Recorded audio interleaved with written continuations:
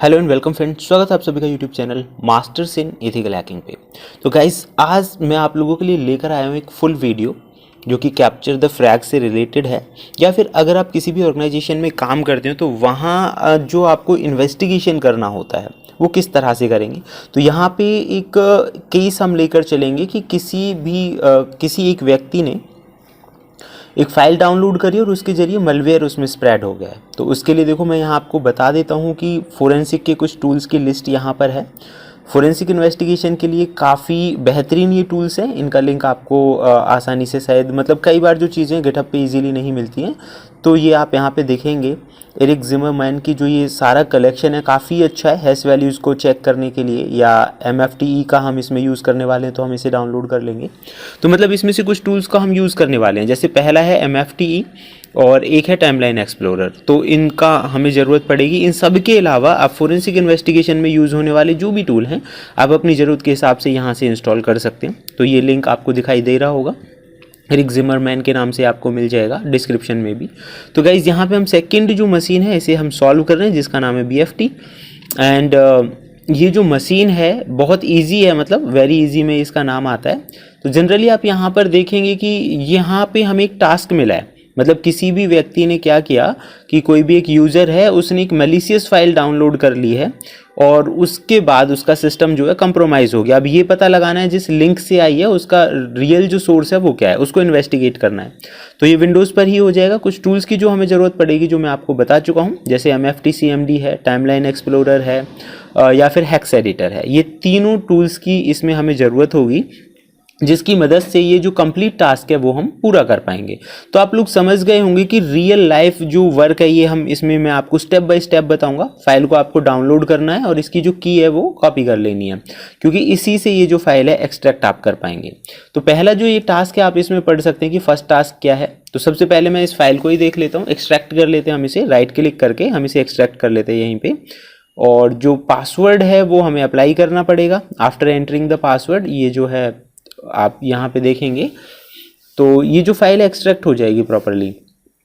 जैसे ही file extract होगी, आप देखिए यहाँ पे C ड्राइव के अंदर एक्सट्रैक्ट जो फाइल है वो हमने यहाँ पे C जो फोल्डर है उसके अंदर फाइल आ चुकी है।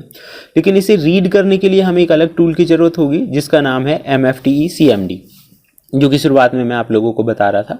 तो गाइस, चलिए हम उस टूल को तो डाउनलोड कर ही चुके हैं। कमांड प्रॉम्प्ट की मदद से हम ये करेंगे। कमांड प्रॉम्प्ट हमें रन एज एडमिन करके चलाना है, ठीक है। तो सबसे पहले आप कमांड प्रॉम्प्ट को रन एज एडमिनिस्ट्रेटर कर लीजिए। और ये जो MFTE टूल है मैं इसे यहाँ पे एक्सट्रैक्ट कर लेता हूँ, ठीक है, क्योंकि ये भी जिप फॉर्मेट में हमें यहाँ पे मिलेगा। एक्सट्रैक्ट करने के बाद ये देखिए यहाँ पे हमें मिल गया है MFTE CMD। तो हम इसे कॉपी कर लेते हैं और सेम डायरेक्टरी में पेस्ट कर देते हैं। वैसे आपकी अपनी चॉइसेस हैं, आप करना चाहो तो भी और ना करना चाहो तो आपको लोकेशन देनी होगी, बस इतना सा डिफरेंसेस हैं। तो गाइज, इसके बाद जैसे ही आप देखेंगे यहाँ पे हमने इसे कॉपी कर लिया है। आफ्टर देन हम कमांड प्रॉम्प्ट में इसका यूज़ करेंगे। तो सबसे पहले हमें उसी फोल्डर में जाना है जहाँ पे दोनों फाइलें सेव हैं। तो हमने फोरेंसिक के अंदर ये रखी हुई हैं, C फोरेंसिक। ये मैं पाथ बता रहा हूँ फाइल जहाँ पे हमारी स्टोर है। तो ADB के अंदर है और जो मेन फोल्डर है वो है C के नाम से। तो देखिए हम वहाँ पे पहुँच चुके हैं। DIR कमांड से हम चेक कर पाएंगे कि इसके अंदर कौन कौन सी फाइल एंड फोल्डर्स हैं। तो गाइस देखो, MFT वाली जो फाइल थी जो हमने डाउनलोड की चेकिंग और इन्वेस्टिगेशन करने के लिए, वो भी हमें मिल गई। और MFT CMD जिसकी मदद से हम इसे रीड करेंगे। तो पहले मैं आपको दिखा देता हूँ कि ये जो MFT CMD जो टूल है वो किस तरह से काम करता है। तो आप यहाँ पे देखेंगे कि F इज़ रिक्वायर्ड, यानी कि आपको F बताएंगे तभी ये काम करेगा। बाकी इसके अंदर सारे टूल्स जो हैं वो यहाँ पे हमें दे दिए हैं। तो कुल मिला के इन्वेस्टिगेशन करना है हमें इस फाइल को और पता लगाना है इसको भेजने वाले के बारे में। तो स्टेप बाय स्टेप हम यहाँ पे समझेंगे। दो कमांड्स का मैं यूज़ कर रहा हूँ, CSV और CSVF, और आप JSON का भी यूज़ कर सकते हैं अगर आपको JSON फॉर्मेट में चाहिए। यानी कि ये फाइल के फॉर्मेट होते हैं, किस फॉर्मेट में आप डेटा को आउटपुट करना चाहते हैं, है ना। एक्सेल सपोर्ट करता है इजीली CSV को, तो आप एक्सेल में भी ओपन कर सकते हैं। बाकी इसमें हमें टाइमलाइन एक्सप्लोरर बताया, हम उसी पे काम करेंगे। तो कई टूल सीखने का भी आपको इसमें लाइव प्रैक्टिकली आपको मौका भी मिलेगा। तो गाइस देखिए, हम यहाँ पे MFT की मदद से इसे, ये जो फाइल हमें मिली थी MFT वाली, उसे हम एक्सट्रैक्ट कर लेते हैं, उसके अंदर का जो डेटा है। तो सबसे पहले हमें फाइल का पाथ देना है। तो सेम ही फोल्डर में काम कर रहे हैं तो पाथ देने की ज़रूरत नहीं है। CSV हमारा आउटपुट फॉर्मेट रहेगा और किस लोकेशन पे आप उस फाइल को सेव करना चाहते हैं। उसके बाद हम पाथ दे रहे हैं कि भाई जो CSV फॉर्मेट में इसमें से फाइल को हमें क्रैक करके देगा तो CSV फॉर्मेट में किस लोकेशन पे आएगी, तो हमने C बता दिया। और आउटपुट के लिए हमने यहाँ पे एक फाइल का जो नाम आप देना चाहते हैं कि भाई आउटपुट जो फाइल है वो किस नाम से आए, तो हम उसको नाम दे देते हैं mft1.csv। तो CSV फॉर्मेट में सेम फोल्डर के अंदर हमें जो फाइल जो है वो एक्सट्रैक्ट होकर मिल जाएगी, यानी कि ये पहले बाइंड थी, अब ये एक तरह से अनबाइंड हो जाएगी यहाँ पे। तो थोड़ा सा टाइम लगेगा और आप देखेंगे कि 31 MB जब हमने शुरुआत में डाउनलोड की थी फाइल, और जब ये कम्प्लीटली एक्सट्रैक्ट होगी तो अराउंड 300 से ज़्यादा इसका जो साइज़ होगा MB में वो होगा। तो कहीं ना कहीं मतलब इस तरह के फाइल एंड फॉर्मेट्स भी होते हैं जिनसे आप ये अंदाज़ा लगा सकते हैं। 13 सेकेंड इसमें लगे कि ऐसे फाइल एंड फॉर्मेट्स भी होते हैं जिनकी मदद से एक बहुत बड़ी फाइल को बड़ी आसानी से कंप्रेस किया जा सकता है। तो क्यों ना, क्योंकि आप देखिए 307 MB की फाइल 31 MB की फाइल फोल्डर के अंदर या कंप्रेस होकर आ गई, तो यहाँ पे तो कुछ चीज़ें हैं ही। तो गाइज लेट्स गो, ये देखिए हमें mft1csv मिल चुकी है। तो इससे आप या तो टाइमलाइन एक्सप्लोरर में ओपन कर लीजिए या फिर अपने एक्सेल में। तो हमारे पास जो टाइमलाइन एक्सप्लोरर है पहले से ऑलरेडी, तो हमने डाउनलोड किया था। और कहाँ से डाउनलोड किया, जो शुरुआत में मैंने आपको वेबसाइट दिखाई है वहीं से वो आपको डाउनलोड करना है, एरिक जिमरमैन वाला जो था।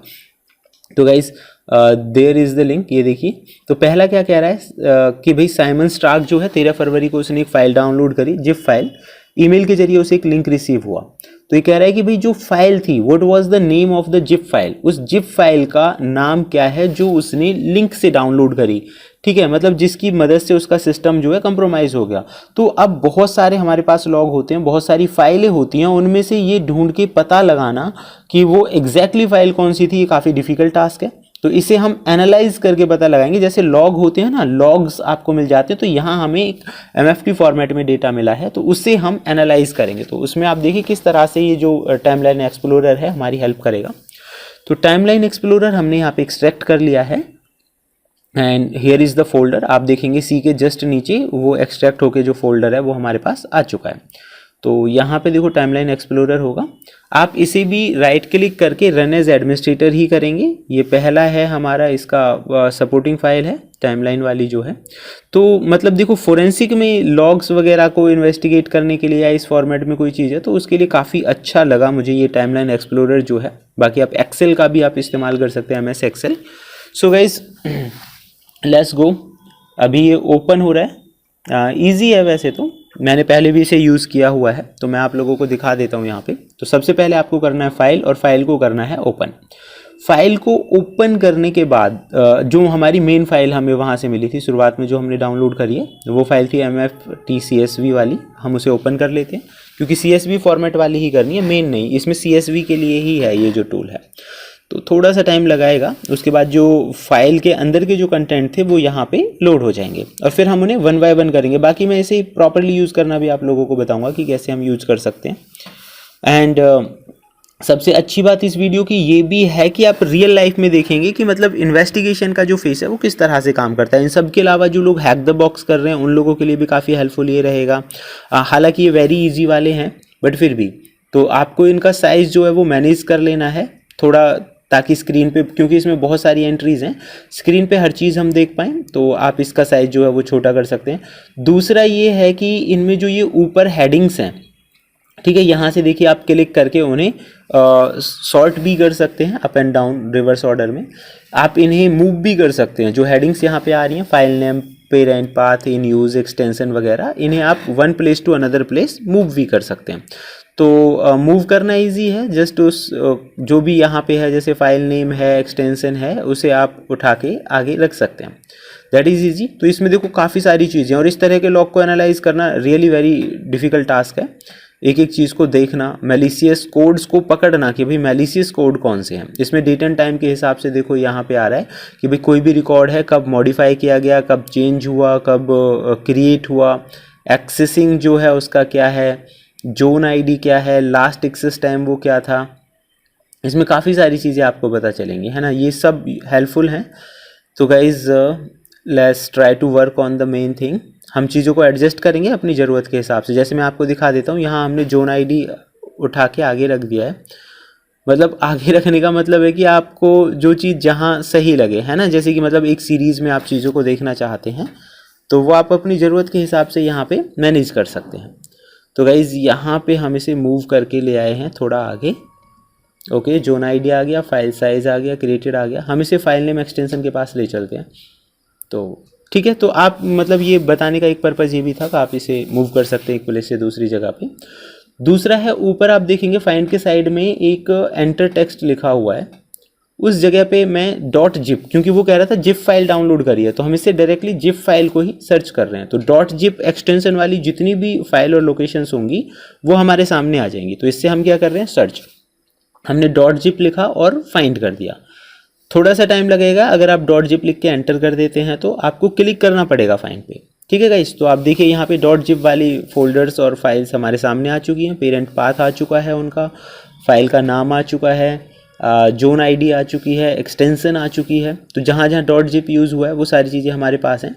तो यहाँ आप देखेंगे कि लगभग कुछ फाइलें हैं जो डॉट जिप वाली हैं, जैसे कि आर्काइव आप देखेंगे यहाँ पे यूज़ हुआ है और system.io में यूज़ हुआ है। या फिर ये जो फाइल है ये थोड़ी अजीब है, जिसमें आप देख रहे हैं 001.zip। तो ये फाइल है, मतलब ये आप एक एक करके चेक कर सकते हैं। बाकी ये सस्पिशियस मुझे लगा तो हमने इसे कॉपी कर लिया। आपको जो भी सही होगा, क्योंकि देखो कैप्चर द फ्लैग का मतलब वही है कि जो भी सही अगर आप आंसर देंगे तभी वो काम करेगा। तो चलिए गाइस आगे बढ़ते हैं, हम इसे चेक कर लेते हैं क्या ये सही है। एंटर कर देते हैं, सबमिट करके देखेंगे कि ये जो आंसर है हमारा ये सही है या नहीं है। ओके, तो फाइल नेम ये चेक कर रहा था, पहला क्वेश्चन, तो फाइल नेम हमें मिल चुका है। सेकंड में ये क्या कह रहा है कि फाइल तो आपको मिल चुकी है, फाइल के बाद आपको क्या करना है कि जो होस्ट का यूआरएल है जहाँ से ये चीज़ हमें मिली है उसके बारे में अब आपको पता लगाना है। ठीक है, तो होस्ट यूआरएल आप देखो, अगर उस फाइल को अच्छे से आप चेक करोगे, एनालाइज करोगे तो होस्ट यूआरएल भी आसानी से मिल जाएगा। तो इसके जस्ट सामने ही यहाँ पे जोन आईडी जो है, जो कि हमने एडजस्ट किया था, बिल्कुल जस्ट सामने जोन आईडी आ गई है। तो आपको होस्ट यूआरएल कॉपी कर लेना है और हम इसे ट्राई करेंगे। देखो अभी तक हमें सिर्फ एक फाइल का पता था, अब इसमें से हमें एक लिंक भी मिल गया कि किस लिंक के जरिए ये फाइल जो है शेयर की गई है। तो मतलब ये बहुत इंपॉर्टेंट होता है इन्वेस्टिगेशंस में। इस तरह के अगर कोई केसेस आते हैं या साइबर सिक्योरिटी की हम बात करें तो ये बहुत हेल्पफुल होती हैं चीज़ें, कि आपको पता है पैटर्न कौन सी चीज़ किस तरह से काम कर रही है। फिर ये कह रहा है कि फुल पाथ क्या है, यानी जो मेलिशियस फाइल है जहाँ से वो एग्जीक्यूट हो रही है उसका एग्जैक्ट लोकेशन क्या है, जो कि सी ड्राइव से होगा। इसमें हिंट भी है CXSS करके जो दिया हुआ है। तो गाइज यहाँ पे अब हमें ढूंढना है इसका एड्रेस कि भाई कहाँ से ये एग्जीक्यूट जो है वो होगी। तो हमने फ़िल्टर किया हुआ था, फ़िल्टर करने के बाद हम इसके और भी दूसरे तरीके देख लेते हैं। There are different ways. तो उसके लिए हम क्या करने वाले हैं, यहाँ पे ये देखो बिल्कुल सेम लाइन में ही यहाँ पे जो वो फाइल थी बिल्कुल सेम लाइन में ही, तो देयर इज़, ये देखिए स्टेज और उसका नाम आ रहा है, इन्वॉइसेस आ रहे हैं, इन्वॉइसेस डॉट जिप आ रहा है। एंड सेम वे में अगर आप देखेंगे इनवॉइस डॉट बैट, यानी ये बैच फाइल है। डॉट BAT, अब डॉट BAT मतलब आप समझ सकते हैं कि जिप में बैच का तो कोई काम नहीं होता। दैट मीन्स ये हमारे लिए सस्पिशियस लिंक होगा जहाँ से वो चीज़ रन हो रही है। ठीक है, तो बैच फाइल जो थी, इसी फोल्डर के अंदर जो बैच फाइल है उसकी लोकेशन हमें बतानी थी कहाँ है। तो ये देखिए ये कहाँ पे हो रहा है। तो फर्स्ट फॉर्म में अगर कोई उस फाइल को और फोल्डर को देखेगा, है ना, जो जिप के फॉर्म में डाउनलोड हुई है, उसके साथ साथ एक बैच फाइल भी डाउनलोड हो गई थी और जिसका काम हो सकता है मेलिशियस हो। तो हम इसकी लोकेशन को कॉपी कर लेते हैं।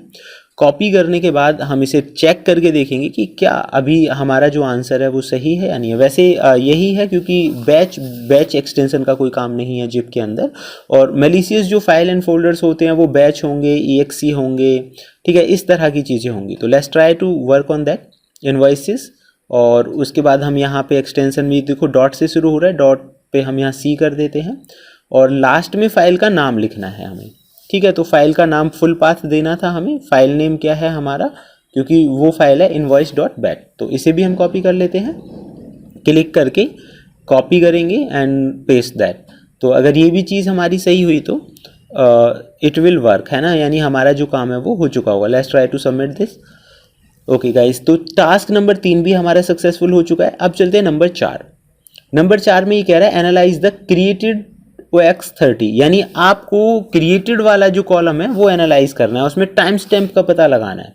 ठीक है, कि उसका जो एग्जैक्ट टाइम स्टैम्प है वो क्या है। तो गाइज जो सेम रो है इसमें हम टाइम स्टैम्प्स देखेंगे, लेकिन ये देखना है हमें क्रिएटेड OX30 वाला। तो देखिए यहाँ पे ऊपर फोल्डर देख लीजिए, क्रिएटेड OX30 वाला मिल चुका है और सेम लाइन हमें मिल चुकी है। तो यहाँ पे टाइम स्टैम्प कहा गया था, तो इसी लाइन में हम इसका जो टाइम स्टैम्प है वो कॉपी करेंगे और वो वहाँ पे प्रोवाइड कर देंगे। तो ये तो इजी था। टाइम पूछा गया है कि भाई ये फाइल कब किस टाइम पे जो है इसने वर्क करना स्टार्ट किया। Let's try to click on that. Copy करेंगे हम इस चीज़ को और कॉपी करने के बाद यहाँ पे फॉर्मेट देखो सेम ही आ रहा है YYMM, तो इसमें हम सबमिट कर देते हैं। उसके बाद चलते हैं हम नेक्स्ट पे, फाइंडिंग द हेक्स ऑफसेट। अब ये कह रहा है कि भैया हेक्स ऑफसेट के बारे में पता लगाओ MFT जो रिकॉर्ड होता है उसके अकॉर्डिंगली। तो गाइज मैं यहाँ आपको बता दूँ, इसके जस्ट नीचे हिंट दिया गया है कि MFT, अच्छा ये भी कह रहा है कि जो स्टेजर फाइल क्वेश्चन नंबर 3 में आई थी ना उसके अकॉर्डिंगली आपको काम करना है। तो स्टेजर नंबर 3 में तो आप देखो हमने फाइल का पता लगाया था invoice.bat वाली फाइल का। तो invoice.bat वाली फाइल के हिसाब से आपको इसकी ID मिलेगी और वहां से इसे हेक्स में कन्वर्ट करना है। दूसरा नीचे लिखा हुआ है कि MFT जो रिकॉर्ड होता है वो 1024 बाइट का होता है। Each MFT record is 1025 byte. तो ये तो इसमें लिखा ही हुआ है। तो हमें क्या करना है, इसकी ID का पता लगाना है यहाँ पे। तो guys let's try to work on that. इसमें लिखा होगा आगे, ये देखिए हैश आ रहा है यहाँ पे, सेम ही लाइन में हम आगे चलेंगे। ओके, पहले हमें invoice.bat से चेक करना पड़ेगा कि वो सेम लाइन कौन सी है, invoice.batch वाली फाइल। तो उसके बाद ही हम इसे आगे बढ़ा सकते हैं। Okay, there are the URLs, इनमें नहीं है। तो हमारा मेन था invoice.bat वाला, तो वो वाला जो कॉन्सेप्ट है वो हम सर्च करेंगे। बाकी तो चलो ये नहीं है खैर। ओके, ये स्टेज वाला है, तो स्टेज वाला हमारा अलग फॉर्मेट में था। देखो इनका जो हैश है, कब बनाई गई, कब क्रिएट की गई, ये सारी चीज़ें इसी में लिखी होती हैं। तो इसे हम थोड़ा मूव कर लेते हैं और मूव करने के बाद इसकी जो ID नंबर है वो हमें पता चल जाएगा। लेट्स ओके गाइस, तो यहाँ पे आप देख रहे हैं जो ये नंबर्स आ रहे थे 84413 वगैरह, ये नंबर्स हैं। लेकिन अच्छा हमें ध्यान क्या रखना है, और जो गलती क्या होती है कि हम जो ये मेन फाइल है स्टेज वाली फाइल, उसे हम एनालाइज करने लगते हैं। लेकिन हमें देखना था ये invoice.bat, क्योंकि उसमें हिंट दिया गया है कि नंबर 3 स्टेज पे जो काम हुआ है उसके हिसाब से आपको चलना है। तो नंबर 3 जो था हमारा वो है invoice.batch। So let's go to guys, यहाँ पे चलेंगे हम invoice.batch, सॉरी invoice.bat वाली फाइल पे हम क्लिक करेंगे। तो देखते हैं कहाँ पे है हमारी invoice.bat वाली फाइल। ये है हमारी invoice.bat वाली फाइल और इसी लाइन में इसका जो नंबर है वो हमें देखना है। लेट्स चेक और आगे बढ़ाते हैं हम थोड़ा सा। तो गाइज आप यहाँ पे देखेंगे एंट्री के नीचे इसका नंबर है 23436। तो ये जो एंट्री नंबर है ये आपको याद रखना पड़ेगा, this is the entry number. तो इसे हम कॉपी कर लेते हैं और कॉपी करने के बाद जैसे कि उसने बताया था कि जो MFT रिकॉर्ड होता है वो 1024 बाइट का होता है, जो कि इसमें हिंट था। MFT रिकॉर्ड होता है 1024 का। तो हम कैलकुलेट कर लेते हैं कि वो जो नंबर है अगर इससे मल्टीप्लाई करें तो एक नंबर हमें मिलेगा। ठीक है, कैलकुलेटर निकाल लेते हैं कंप्यूटर में। और जो हमें एक तो ID तो हमें मिल ही चुकी है कि किस नंबर पे हेक्स ऑफसेट है। हेक्स ऑफसेट को तो हमें फाइंड करना है, तो उसका नंबर लिखना है, वो शायद 24436 था। Let's try to work on that, multiply by 1024, 24436। तो ये 25 लाख के करीब यहाँ पे आ चुका है।